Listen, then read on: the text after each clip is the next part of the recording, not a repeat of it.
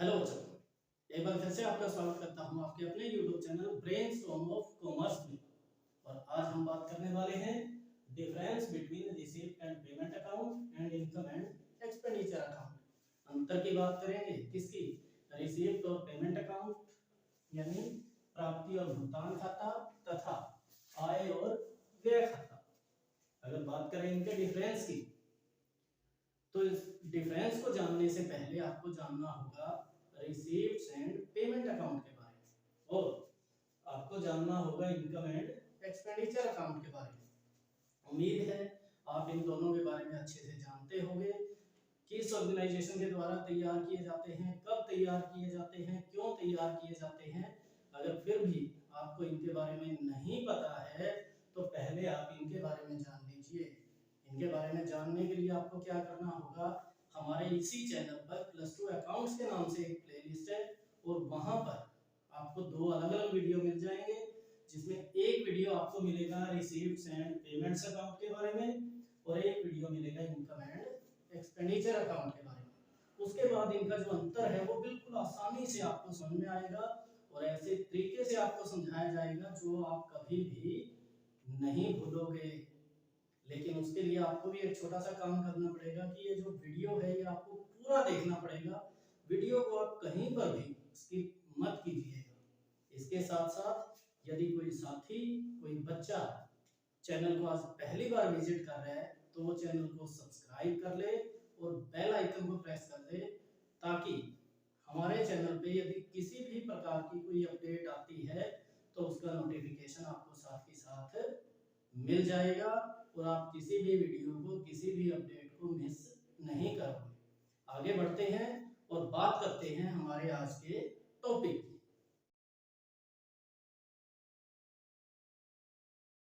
ये है हमारे सामने डिफरेंसेस। अगर आप चाहो तो एक बार इनका स्क्रीनशॉट ले सकते हो। उसके बाद हम बात करेंगे, इनको अच्छे से समझेंगे कि आखिर क्या है ये। अब जैसे सबसे पहले बात करें, हमारे पास है नेचर ऑफ अकाउंट। जब भी बात आती है रिसीप्ट एंड पेमेंट अकाउंट की, तो रिसीप्ट एंड पेमेंट अकाउंट क्या है? एक रियल अकाउंट है। रियल अकाउंट को जब भी आप तैयार करोगे तो दिखाया जाएगा डेबिट व्हाट कम्स इन,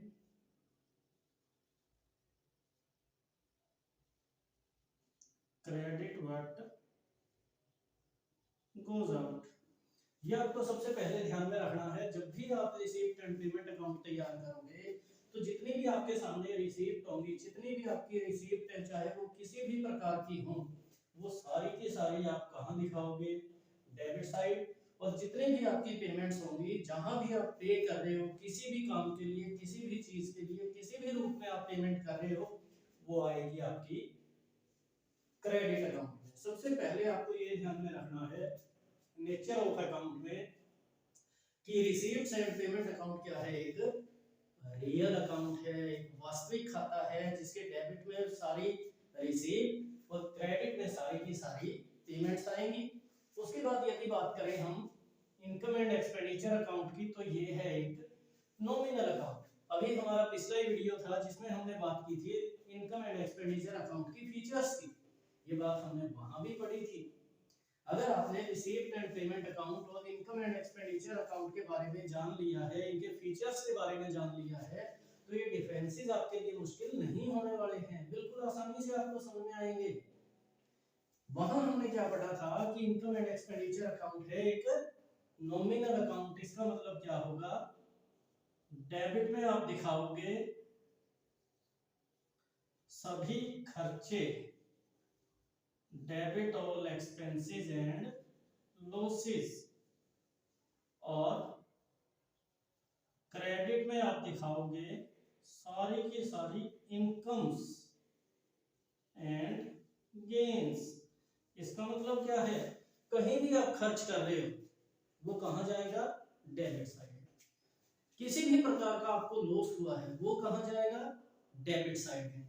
इसके विपरीत यदि किसी प्रकार की कोई इनकम होती है, किसी प्रकार का कोई प्रॉफिट या गेन होता है, तो वो जाएगा आपका क्रेडिट साइड में। ये बात इनके नेचर पे डिपेंड करती है। इनकम एंड एक्सपेंडिचर अकाउंट क्या है, बिल्कुल बिल्कुल प्रॉफिट एंड लॉस अकाउंट की तरह है। फर्क क्या आता है, प्रॉफिट एंड लॉस अकाउंट तैयार किया जाता है प्रॉफिट अर्निंग ऑर्गेनाइजेशंस के द्वारा जो लाभ कमाने के लिए काम कर रही है, लेकिन जो इनकम एंड एक्सपेंडिचर अकाउंट है वो तैयार किया जाता है नॉन प्रॉफिट ऑर्गेनाइजेशंस के द्वारा। सिर्फ यही इनका फर्क है। इसके अलावा दोनों ही क्या है, नॉमिनल नेचर के हैं। एक तरह से आप समझने के लिए कह सकते हो कि जो इनकम एंड एक्सपेंडिचर अकाउंट है वो नॉन प्रॉफिट ऑर्गेनाइजेशन के लिए एक तरह का प्रॉफिट एंड लॉस अकाउंट है, लेकिन ऑर्गेनाइजेशन का नेचर बदलने के कारण इसका नाम भी बदल जाता है और वो हो जाता है इनकम एंड एक्सपेंडिचर अकाउंट। उसके बाद आइटम्स रिकॉर्डेड। अब कौन सी आइटम रिकॉर्ड की जाती है, देखिए ये तो रियल अकाउंट है।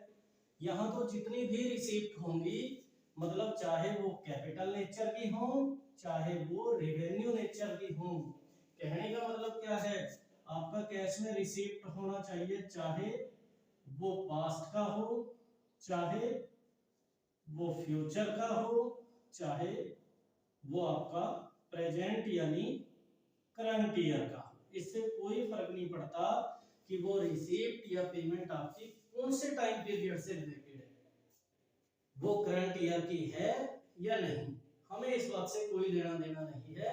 हमें तो सिर्फ ये देखना है कि क्या हमें कैश रिसीव हुआ या हमने कैश पे किया। चाहे आपको रिसीप्ट हो चाहे पेमेंट हो, किसी भी टाइम पीरियड से रिलेटेड हो, वेदर द रिसीप्ट और payment is related to capital nature और रेवेन्यू नेचर, इसका कोई असर, कोई प्रभाव, कोई फर्क नहीं पड़ने वाला। सारी की सारी रिसीप्ट चाहे वो कैपिटल नेचर की हो चाहे वो रेवेन्यू नेचर की, बिल्कुल वैसे ही सारी की सारी पेमेंट चाहे वो कैपिटल नेचर की हो चाहे वो रेवेन्यू नेचर की, उनको रिसीप्ट एंड पेमेंट अकाउंट में इंक्लूड किया जाता है। लेकिन अगर हम बात करें यहाँ, वही बात आती है फीचर्स की। उम्मीद है आपने वीडियो देख लिया होगा। फीचर्स में क्या बताया गया था कि only revenue nature items are recorded. Only revenue nature item का मतलब क्या है, सिर्फ और सिर्फ करंट ईयर की जो आइटम है उन्हीं को इंक्लूड किया जाता है इनकम एंड एक्सपेंडिचर अकाउंट में। ना तो पास्ट की कोई इसमें अमाउंट आएगी, आइटम आएगी, और ना ही कोई फ्यूचर की अमाउंट या आइटम आएगी। सिर्फ और सिर्फ प्रेजेंट यानी कि करंट ईयर की, जिनको हम कहते हैं रेवेन्यू नेचर। इसके बाद बारी आई एडजस्टमेंट की। देखिए एडजस्टमेंट क्या थी, एडजस्टमेंट तो सबसे पहले कई बार आपको कुछ एडिशनल इंफॉर्मेशन दी होती है, जैसे कोई खर्चा आपका आउटस्टैंडिंग है या कोई खर्च आपने एडवांस में पे कर दिया। इसी प्रकार कोई इनकम अनअर्न्ड है या अर्न्ड है, मतलब ऐसी इनकम जो आपने कमा ली लेकिन आपको अभी तक कैश के रूप में प्राप्त नहीं हुई है, इसको हम बोलेंगे अर्न्ड इनकम। और कोई भी ऐसी इनकम जो हमने अभी तक नहीं कमाई है लेकिन वो हमें मिल चुकी है, उसको बोलेंगे अनअर्न्ड या एक ऐसी income which is received in advance। Income के तौर पे एडवांस इनकम भी हो सकती है और कोई इनकम आपकी आउटस्टैंडिंग भी रह सकती है। जब हम रिसीप्ट्स एंड पेमेंट अकाउंट तैयार करेंगे तो ऐसा हमें कुछ भी ध्यान में नहीं रखना। सपोज करो आपका 1 साल का रेंट है, मैं खर्च की बात कर रहा हूँ, वो पूरे साल का 24,000 रुपए बनता है, और आपको इंफॉर्मेशन कैसे दी, एडजस्टमेंट में आपको बता दिया कि आपका 4,000 रुपए का जो रेंट है वो आउटस्टैंडिंग है, और आपने फिलहाल जो रेंट दिया है अभी तक जो पे किया है जेब से वो 20,000 है। तो ये जो 4,000 पे आउटस्टैंडिंग है, रिसीट एंड पेमेंट अकाउंट बनाते समय इस 4,000 आउटस्टैंडिंग रेंट को ध्यान में नहीं रखा जाएगा। सिर्फ और सिर्फ ये 20,000 ही आप शो करोगे, क्योंकि आपकी जेब से कितना पैसा गया, केवल 20,000 रुपए। ये 4,000 रुपए अभी तक आपकी जेब से नहीं गए, तो एडजस्टमेंट्स को ध्यान में नहीं रखा जाएगा। लेकिन यहाँ पर आपको एडजस्टमेंट्स फॉलो करनी पड़ेंगी, क्योंकि हमने क्या बताया था, करंट ईयर का है। अब 20,000 आप अपनी जेब से पे कर चुके हो रेंट, प्लस किया जाएगा इसमें 24,000 जो आपका अभी आउटस्टैंडिंग है। करंट ईयर का जो रेंट है वो आप यहाँ 24,000 शो करोगे। अब यहीं से आप समझो, हमने इस 4,000 को ध्यान में नहीं रखा, इसका मतलब एडजस्टमेंट को हमने देखा ही नहीं, लेकिन यहाँ हमने इस 4,000 को ध्यान में रखा, इसको प्लस किया। इसका मतलब करंट ईयर की जो आइटम, जो डाटा, जो इंफॉर्मेशन, जो अमाउंट आपके सामने आएगी वो एडजस्टमेंट्स को प्लस माइनस करने के बाद आएगी। इसका मतलब क्या होगा, इनकम एंड एक्सपेंडिचर अकाउंट को बनाते समय एडजस्टमेंट्स को फॉलो किया जाएगा। Adjustments are to be followed, adjustment को फॉलो किया जाएगा। लेकिन जब रिसीप्ट्स एंड पेमेंट अकाउंट आप तैयार करोगे तो ऐसी अवस्था में किसी भी एडजस्टमेंट को आप फॉलो नहीं करने वाले। फिर बात आती है पर्पज की, उद्देश्य क्या है। देखिए यहाँ तो हम बात कर रहे हैं सिर्फ कैश रिसीप्ट और कैश पेमेंट की। हमें तो सिर्फ ये जानना है कि एक फाइनेंशियल ईयर के दौरान टोटल हमारे पास कितना कैश आया और अपनी जेब से गया कितना, क्योंकि इसी के आधार पर तो हम फ्यूचर की प्लानिंग करेंगे। एक तरह से आप ये कह सकते हो, यहां से हमें अपनी कैश पोजीशन के बारे में पता चलता है। क्यों? क्योंकि अपने पास क्या होगा, ओपनिंग बैलेंस है कैश का। ड्यूरिंग द ईयर जो रिसीप्ट हुई है वो हमने डेबिट में दिखा दी, ड्यूरिंग द ईयर जो पेमेंट हुई है वो हमने क्रेडिट में दिखा दी। लास्ट में क्लोजिंग बैलेंस किसका आएगा, कैश का। तो हमें ये पता होगा कि पूरा साल हमने जो काम किया, जो हमारे पास रिसीप्ट हुई, जो हमारे पास से पेमेंट हुई, वो सारा काम करने के बाद हमारे पास कैश बचा कितना। क्योंकि अगर हमें कोई भी काम करना है तो पहले हमें ये पता होना चाहिए हमारी जेब में कितना है, हमारी जेब कितना परमिशन दे रही है हमें। वो जानकारी हमें किससे मिलेगी, रिसीप्ट्स एंड पेमेंट अकाउंट से। जबकि यहाँ का जो पर्पज है, यहाँ का पर्पज सिर्फ एक ही है, हमें ये देखना है कि हमारी इनकम ज्यादा है एक्सपेंडिचर से या फिर हमारी इनकम कम है एक्सपेंडिचर से। अगर इनकम ज्यादा है तो ये अपने लिए होगा सरप्लस, अगर इनकम कम है एक्सपेंडिचर ज्यादा है तो ये अपने लिए होगा डेफिसिट। मतलब इसका तो हमें ये पता लगाने का उद्देश्य है, सिर्फ इसलिए तैयार कर रहे हैं कि हमें ये पता चलना चाहिए कि इस साल एक फाइनेंशियल पीरियड के दौरान हमारे खर्चे ज्यादा हैं या फिर हमारी इनकम ज्यादा है, क्योंकि इस बात पर भी हमारी जो फ्यूचर की प्लानिंग है वो कहीं ना कहीं डिपेंड करती है। तो उद्देश्य क्या होगा, ये हमें सिंपली आप कह सकते हो कैश पोजीशन के बारे में दिखाएगा और ये हमें ये बताएगा कि हमारी एक्सपेंडिचर ज्यादा है या फिर इनकम ज्यादा है। उसके बाद नॉन कैश आइटम्स। अब देखिए ये तो सिर्फ और सिर्फ किसकी बात कर रहे हैं, कैश रिसीप्ट और कैश पेमेंट की। इसका मतलब क्या होगा, किसी भी प्रकार की नॉन कैश आइटम को इसमें इंक्लूड नहीं किया जाएगा। लेकिन ये बात कर रहे हैं करंट ईयर की। एग्जांपल मैं यहीं आपको बता सकता हूँ, ये नॉन कैश आइटम थी क्योंकि आपने अपनी जेब से अभी तक पे नहीं किया तो इसको यहाँ इंक्लूड नहीं किया। लेकिन यही नॉन कैश आइटम क्योंकि हमें करंट ईयर का खर्च चाहिए था, यहाँ इंक्लूड की। एक और इसमें आइटम आप ले सकते हो, डेप्रीशिएशन। आपको पता होगा डेप्रीशिएशन के बारे में, एसेट्स को कंटिन्यूअसली यूज करोगे तो उसकी वैल्यू में डिक्रीज होगा, इसको क्या बोलेंगे, डेप्रीशिएशन। जब आप रिसीप्ट एंड पेमेंट अकाउंट तैयार करोगे डेप्रीशिएशन को नहीं दिखाया जाएगा। क्यों? क्योंकि डेप्रीशिएशन हम अपनी जेब से निकाल के किसी को कैश थोड़ी दे रहे हैं। वो तो हमने कैश एक बार दे दिया, 1 लाख 2 लाख 5 लाख रुपए की एक असेट खरीद ली, कंटिन्यूअसली उसकी वैल्यू क्या होती जाएगी, डिक्रीज होती जाएगी, वैल्यू में गिरावट आएगी, कमी आएगी, वो क्या है, डेप्रीशिएशन।